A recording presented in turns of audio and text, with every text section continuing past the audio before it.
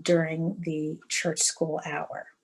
As every Shiloh member knows, the Shiloh chapter of the Association for the Study of African American Life and History has for years been an important source of education for the Shiloh community. And one way that the chapter does that is that they present on the fifth Sundays when they fall in a particular month. They use that opportunity to bring forward information about our history. Our American history, our African American history.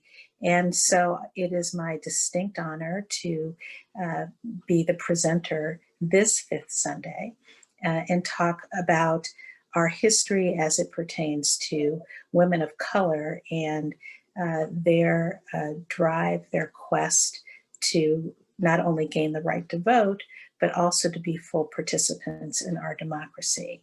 And I first want to acknowledge and thank Elnora Lewis for extending the invitation for me to be here today. I also want to thank Deacon Robert Gunn for his assistance with this presentation, and also Deacon Christine Barker Odom for her assistance today, particularly on the technology and just enabling my ability to participate remotely.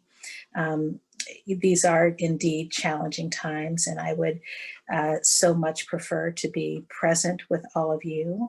And I look forward to the day when we can engage together and be physically present with each other.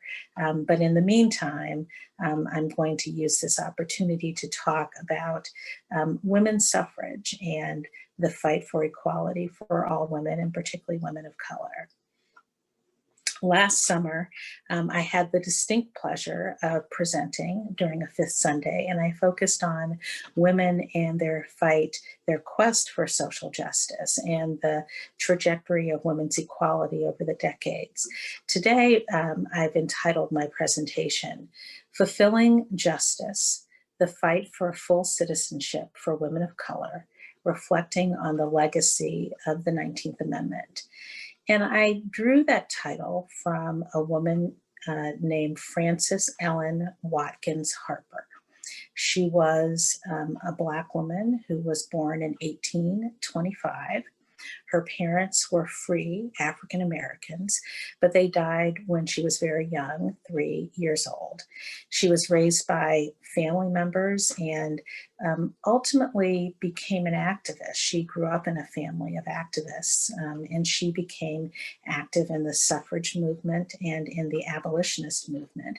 She was quite educated. She was a writer, a poet. She reportedly was the first Black woman to have her short story published in the United States. And she became known across the country for her speeches and her oratorical skills. And she spoke at the Women's Convention in 1866 and delivered a speech called "We Are All Bound Up Together." And that speech to this day is still held in high regard. And in that speech, she said, "I say then that justice is not fulfilled so long as woman is unequal before the law." And so I drew from that this notion of unfulfilled justice and came upon the title about fulfilling justice. And I want to spend my time today talking about what does it mean to fulfill justice for women of color when it comes to women's equality and the right to vote. This year, as many of you I'm sure know, this is the 100th anniversary of the 19th Amendment. The 19th Amendment was certified in 1920. It gave women the right to vote. But I know Shiloh members who are so knowledgeable about our history well know that that right for many women, particularly women of color, was really a right in name only, primarily because of the longstanding barriers across race and ethnicity that limited the ability of people of color to participate in the voting franchise. So even though there was this important milestone in the adoption of the 19th Amendment, it was not a victory that women of color could enjoy. I want to spend a little time talking about both that history leading up to the 19th Amendment and the critical role that women of color played. And then I want to talk a little bit about what happened after the 19th Amendment. What do we know about the impact of the influx of women voters? And then I want to spend the last few minutes talking a little bit about the role of women of color, particularly Black women, in the political process today. Both the gains that Black women have made and also the impact that Black women as voters are having on our political process. So with that, let's start at least at the beginning. When you talk about women's suffrage, you really are talking about the confluence of three different movements that were happening simultaneously. First was the fight for voting. The voting rights movement was a robust movement. There were women activists who were really driving the push for suffrage. And many of these are names that have become synonymous with women's suffrage. Elizabeth Cady Stanton, Susan B. Anthony, Lucretia Mott, Alice Paul, all of them were active activists in support of women's suffrage. And they really led a decades-long battle in support of suffrage. At the same time, there was also an ongoing, robust movement around racial equality, particularly in the wake of the Civil War. There was a strong movement to expand access to opportunities, not only for African Americans, but all people of color. And many of the women who were involved in the suffrage movement, the women of color, were also activists for racial equality as well. So you had that movement also vigorously moving forward, and many of the supporters of racial equality were active in the abolitionist movement. So that was the second movement. And then you had the fight for gender equality, the women's movement. And again, I know Shiloh members are steeped in history. We know that if you look back historically, many women were denied a full range of opportunities simply because they were women. And these barriers affected all women. They affected women across race and ethnicity, even though there were more pronounced barriers for women of color. So early in our history, not only could women not vote, they couldn't own property. They often couldn't really participate in the economic marketplace the way we do today. They couldn't hold certain jobs. They couldn't sit on juries.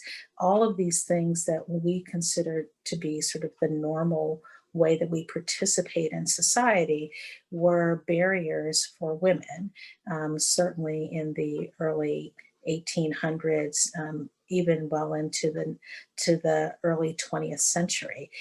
There was this notion that women were in charge of the home and men were supposed to operate in the economic marketplace and sit in the power centers and shape our democracy.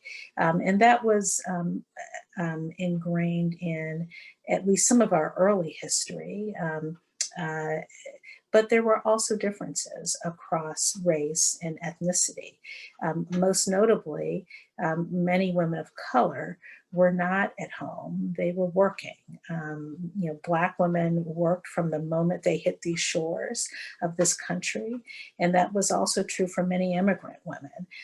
They often were limited in the types of jobs they could hold. If you look back historically, they were in jobs that were domestic jobs and service jobs. And if you look in parts of the country where there was sort of more agricultural society, you see a lot of women of color in day laborer jobs and farm working jobs. And they were many times largely confined to those sectors to make ends meet. And because of the rampant racism and discrimination, there were impediments for many men who wanted to go to work. And so in many families, you had to have both men and women working in order to make ends meet.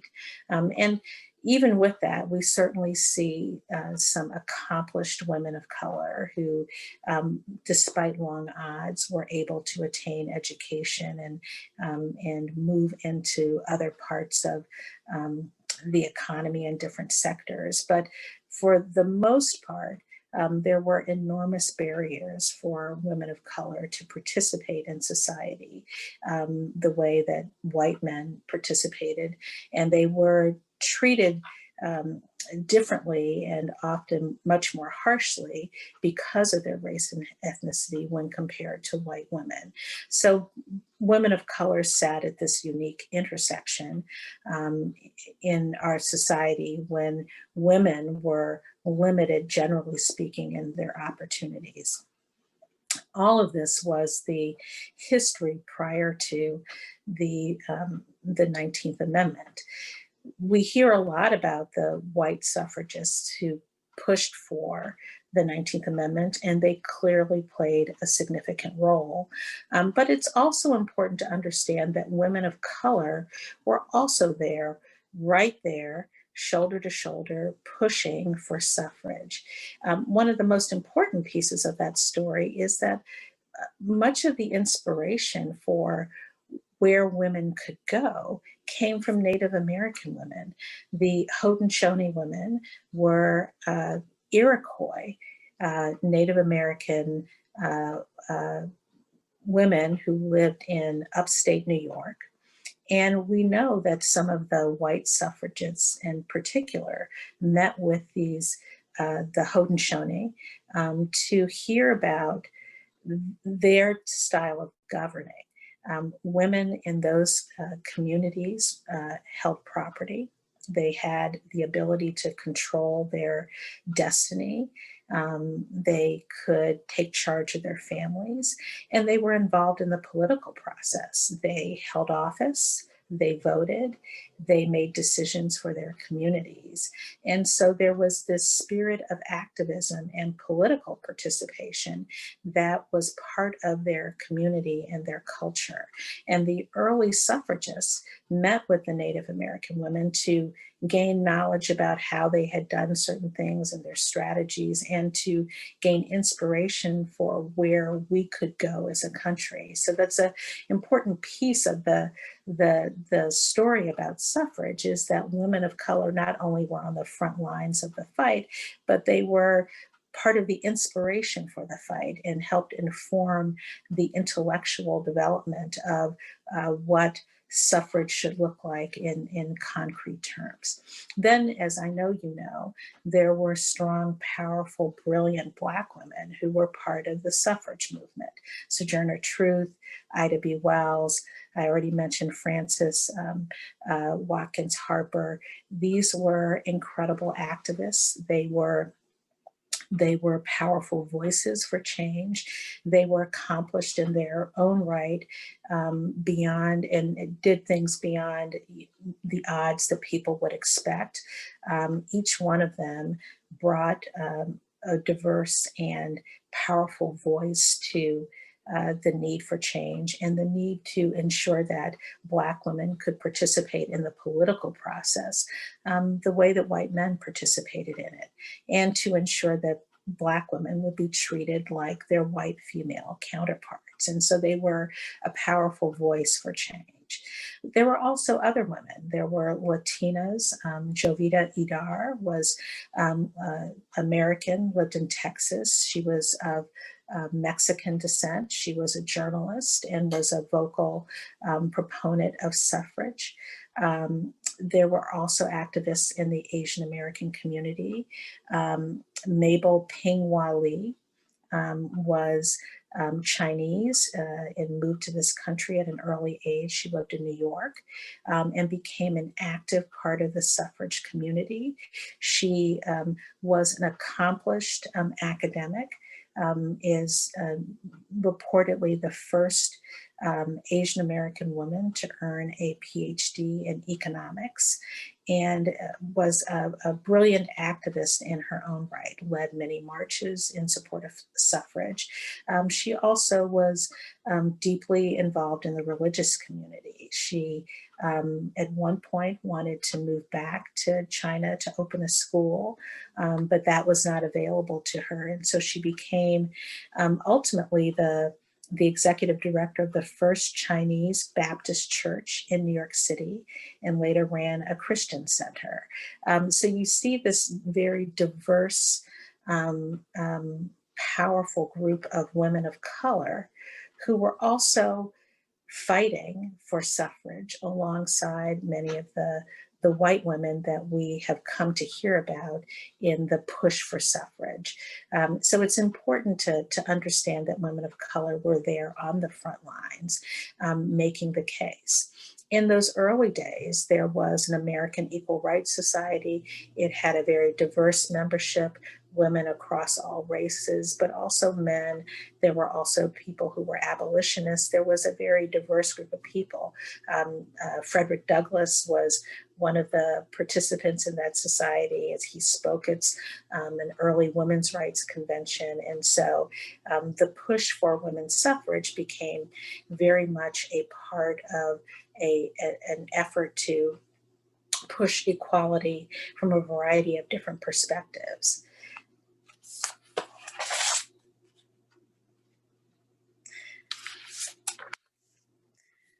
But, and there's always a but, lest you think that everything worked perfectly, I think you know the answer that, in fact, there were struggles, there were difficulties and challenges, there were fissures in the white, in the suffrage community around race and also around strategy. Many of those well-known suffragists, Elizabeth Cady Stanton, Susan B. Anthony, were resistant to things like the 15th Amendment. They disagreed with the possibility that Black men could gain the vote before they gained the vote. And so you see this fissure within the women's rights community and in the fight for suffrage, resisting the gains for equality in other aspects. There was also division within the suffrage movement around strategy, whether or not they should be pushing a national amendment or whether or not they should be focused on a state-by-state strategy. All of these things complicated the fight for suffrage. And in the midst of these fights, there were some important themes that I think still resonate today and are important to lift up. Many of the suffragists, the white suffragists, were completely content to talk about equality when it impacted them, but they were unwilling to do what was necessary to ensure that the franchise was actually extended to the women of color who were fighting with them. And they were resistant to the franchise being extended to Black men who they viewed as not worthy of that right before them. And I think that although it's a difficult history, it's one that I'm sure we all completely understand and have experienced in our own lives. This failure to understand what equality looks like, unless you're looking solely through your own personal lens, is a theme throughout our history. And so these women of color who were leading the charge for women's suffrage played a critical role because they themselves stood at the intersection of multiple oppressions. They were not only women living in a society that was holding them back, they were also women of color living in a society that erected innumerable barriers because of their race or ethnicity. So their voices were actually the voices that were most powerful in talking about what equality truly looks like. Sojourner Truth, in her famous speech at the Women's Rights Convention I think in 1841 or 1848, her famous speech, Ain't I a Woman, was really about the failure of white suffragists to acknowledge the multiple oppressions in which she lived, and to acknowledge the fact that if they were not grappling with both the racial inequality that she was experiencing, then they weren't really dealing with equality, and that it was inadequate to come up with solutions that would only benefit white women but couldn't be realized by women of color. It was important for these women of color to not only be advocates for suffrage, but to effectively speak what we would say is truth to power, and to be able to say to these people who were supposed to be marching along with them that they actually were not fighting for the real fight for equality, but they were fighting for something that was a much narrower, emptier version of what equality should be. Ida B. Wells, again, we've heard that story of her participating in the March for Suffrage and having suffragists who were white wanting her to march in the back and her refusing to do so. These women of color were very clear about what equality looked like, and also were very clear saying to their companions that the fight for equality, if it was to be meaningful, if it was to be real, had to be more robust, and had to recognize the diverse experiences of the unique experiences of women of color. So that history all led up to the 19th Amendment, and it is important for us to understand that rich history, not simply for historical purposes, but because it is often the case in contemporary times that we act as if these issues are new issues. But the challenges around understanding the intersection of race and gender, and being willing to acknowledge the multiple barriers confronting women of color, is certainly not a new issue. It is an issue that was very much present and part of the debate in the lead up to the 19th Amendment, and the failure to really address that issue is one of the unfortunate outcomes of what is otherwise a very historic achievement when the 19th Amendment was finally passed.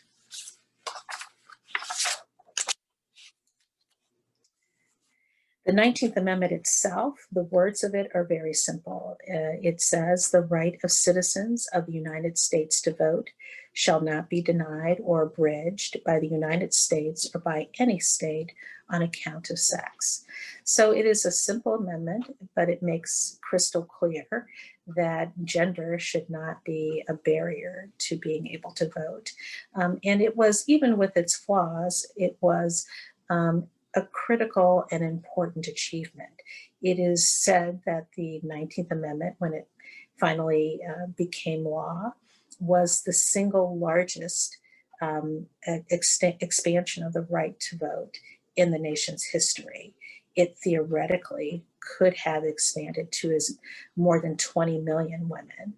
We know, because of the other racial barriers and ethnic barriers that were out there, it was not fully realized, but it was an enormous change and development.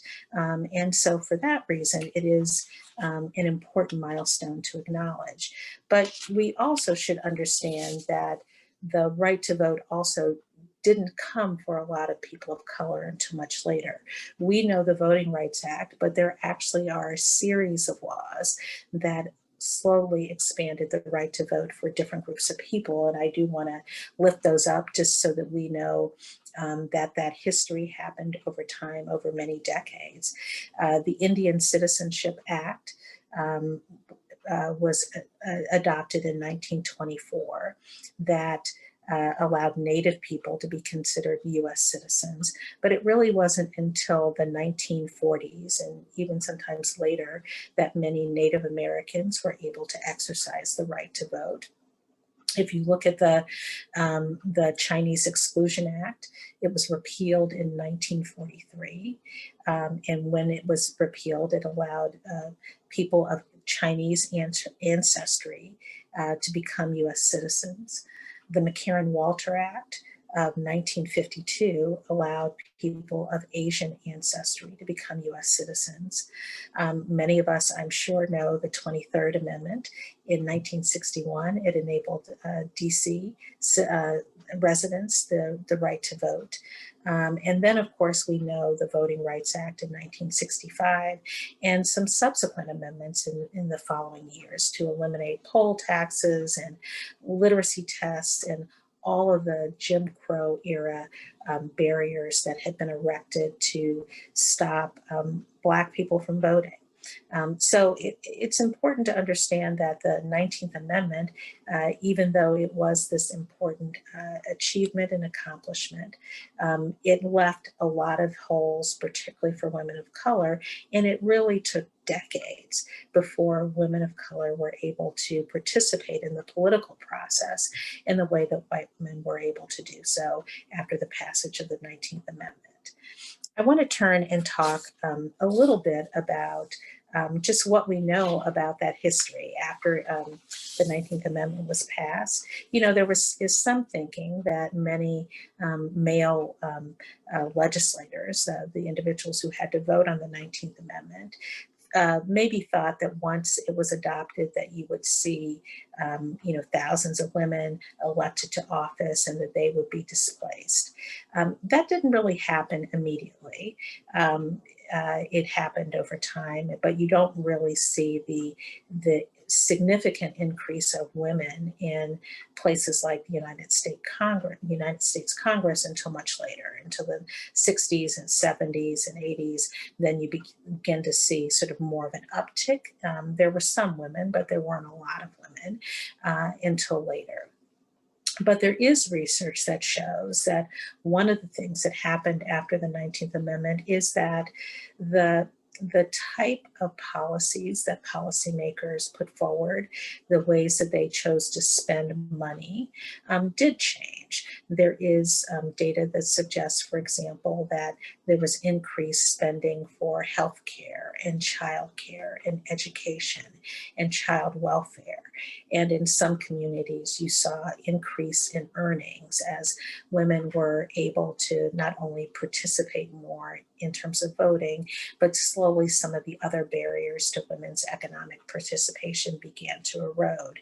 So one of the important developments of the 19th Amendment is that you begin to see policy change, in part because you now have this influx of women voters. And even though the 19th Amendment was limited in terms of what it was able to do for all women, it is important to take note of the fact that the influx of new voters did help to drive change. It drove change in terms of the types of spending that was being done, and hopefully in that sense enabled to have more support for certain types of jobs and certain types of institutions within the community. So the greater investments in education and just women's health and well-being and community health and well-being in part stemmed from this greater influx of women voters into the political process. And that's an important thing for us to know today. And, we always say that it's important to vote, but it's often important to understand that vote can have a practical impact. And so this is one piece of evidence that helps show that the influx of women into the political process and being able to participate as voters did have a practical impact in terms of the way that tax dollars were being spent. The other thing that I wanted to talk a little bit about is women's participation in voting. We often hear people say now that Black women vote more than anybody else, and that is for the most part true. Women, generally speaking, over the last few decades have tended to have higher participation rates than their male counterparts. If you look at eligible voters, and you ask them if they intend to vote.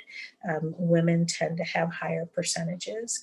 We also have seen Black women in particular usually have the highest or the second highest rate of reported rate of voting. If you look at data from 2008 and 2012 in particular, Black women had the highest rate of voting of all voters. That is a trend that emerged over time. If you look at the years prior, it was usually white women with Black women just behind. And then in 2008, 2012, you see Black women had the highest percentage of voting amongst eligible voters.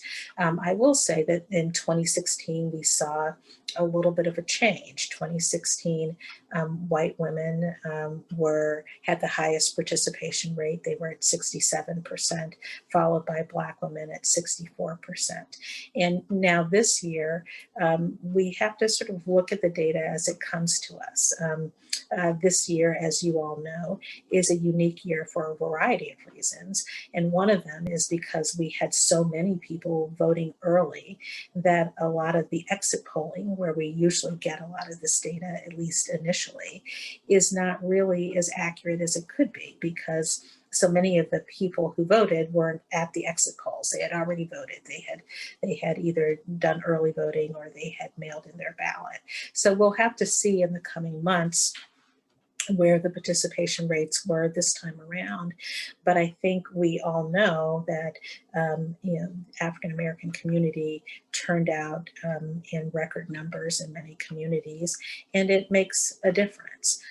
So again, what we've seen, the trend over the decades is that women of color, but particularly Black women, have taken seriously the benefits of voting and have taken seriously voting and have been on the front lines of driving political change simply by participating in the political process.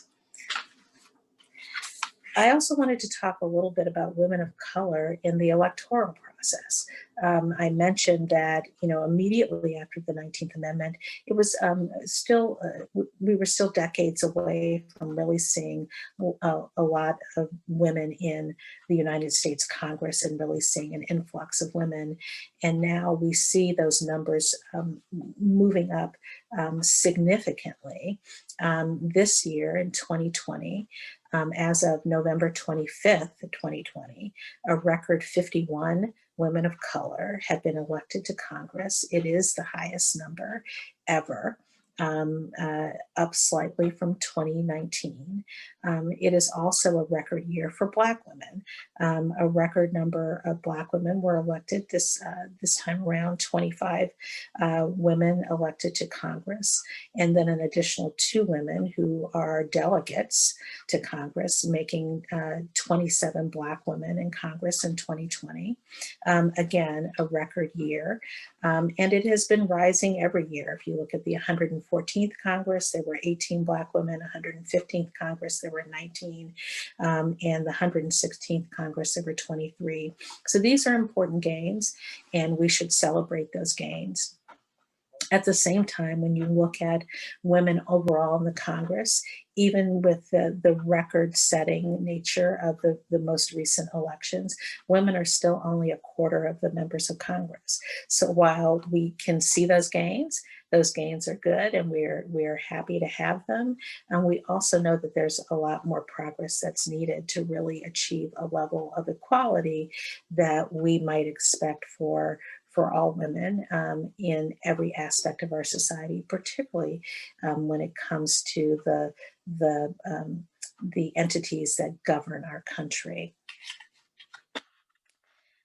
Lastly, but certainly not least, when we talk about history, we can't help but talk about the most recent history. On November 3rd, former Vice President Biden was elected as the 46th President of the United States. And as I know every Shiloh member knows, his companion on that ticket was Kamala Harris, and she will become the Vice President of the United States in January of 2021. It was a historic election for a variety of reasons. Historic because of the numbers of people voted, but it was mostly historic because of the historic nature of her candidacy. She will be the first woman as the vice president. She will be the first African American as the vice president, the first South Asian as the vice president, and she is also a child of immigrants. All of those make her candidacy and her victory an extraordinary achievement, one to be celebrated. And I know that all of us have celebrated just the importance of that victory. And it is perhaps fitting that it is happening 100 years after the passage of the 19th Amendment, and even more fitting that as a woman of color, she is the person who has broken that barrier, because women of color were so vital to that movement, but yet could not enjoy the benefits of the 19th Amendment in the way that they would have wanted.